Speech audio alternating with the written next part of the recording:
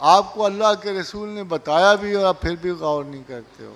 آپ کو کہا کہ جب دجال کا شبہ بڑھ جائے تو سورہ کہف کی پہلی 10 آیات کو پڑھ لیں اور آخری 10 آیات کو پڑھ لیں۔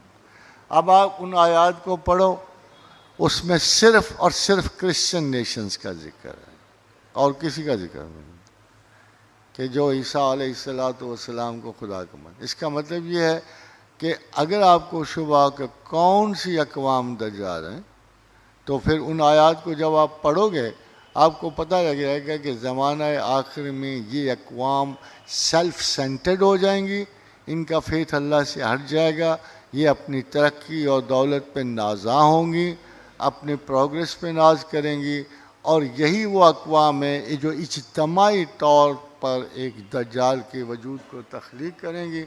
اور اسی کی وجہ سے اس سے پہلے میں نے آپ کو ایک مثال دی تھی کہ حضرت دانیال نے بھی دجال کے بارے میں بتایا، اور جب پوچھا حضرت جبریل سے کہ دجال کون ہے تو فرمایا مملکت رس، بحیرہ بالتوک اور پانیوں کے گرد آباد قوم دجال کا حصہ ہوں۔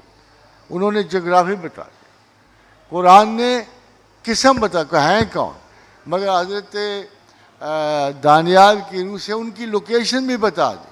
تو اب تو بڑا آبویس ہے کہ ویسٹرن نیشنز کے اس اجتماع کو جو ایک سپریم ہیڈ کی شکل میں ہم پر آئے گا اس کو ہم دجال، اور وجہ یہ ہے کہ وہ خدا کی بجائے تمام حیرت انگیز کرشمات زندگی کو اپنی طرف منسوب کرے گا۔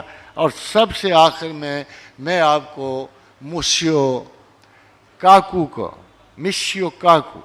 نینو ٹیکنالوجی کا جو بہت بڑا ایک سائنسدان ہے اس کے چند ایک الفاظ سنا دوں کہ وہ وقت قریب ہے کہ نینو ٹیکنالوجیز کے ذریعے ہم اپنے ہاتھ کے برگر کو بھی بچہ بنا سکتے ہیں۔ نینو ٹیکنالوجی سے کہتے ہیں کہ اب ہمارے پاس وہ آلات موجود ہیں کہ we can change the burger of our hand into a child, اور وہ وقت قریب آ رہا ہے۔ کہتا ہے کہ ابھی بھی کائنات میں ریپلیکیٹرز موجود ہیں، یعنی وہ چیزیں جو ماہیتی اشیاء کو بدل دیتی ہیں، اور وہ وقت آئے گا کہ ہم ان ریپلیکیٹرز کی مدد سے ہم دنیا کی ہر چیز کو ہر شیپ میں ڈھال لیں گے۔ آخر میں اس نے لکھا ہو سکتا ہے کہ ہم انسانوں کی بجائے دیوتا بن جائیں۔ دیٹس دجال۔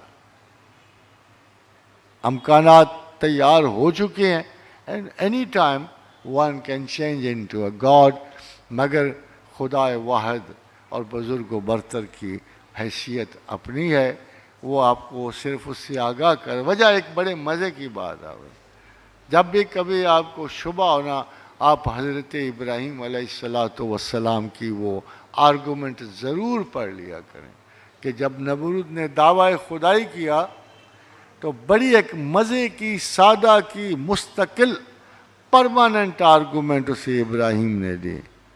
کیا ہے نمرود، اگر تو واقعی خدا ہے تو میرا رب تو مشرق سے سورج چڑھاتا ہے، تو مغرب سے چڑھاتا ہے۔ فَبُہِتَ الَّذِي کفر۔ مت بھولیے کہ دجال کا سب سے بڑا جھوٹ یہ ہے کہ وہ صرف ایک زمین کی ریفرنس سے بات کرتا ہے۔ ویری ایزی، وہ ایک زمین کی ریفرنس سے بات کرتا ہے، وہ ایک زمین پہ خدائی کے دعوے کر رہا ہوتا ہے۔ اس کائنات بسیط میں اگر 2-4 ستارے بھی وہ پہ جہاز جا اترے گا تو کیا خدا ہو جائے گا؟ کیا اس بنانے والے کے قریب ہو جائے گا؟ کیا اس کے دعوے کی یہ سچائی ہوگی؟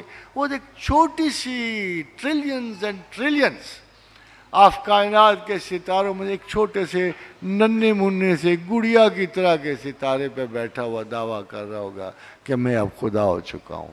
مگر رب کائنات کی جب تک ابھی تو دجال بیچارے کو گنتی نہیں آئی کہ اصلی اللہ کے پاس جگہ کتنی ہے، اس نے کیا خدا بننا ہے۔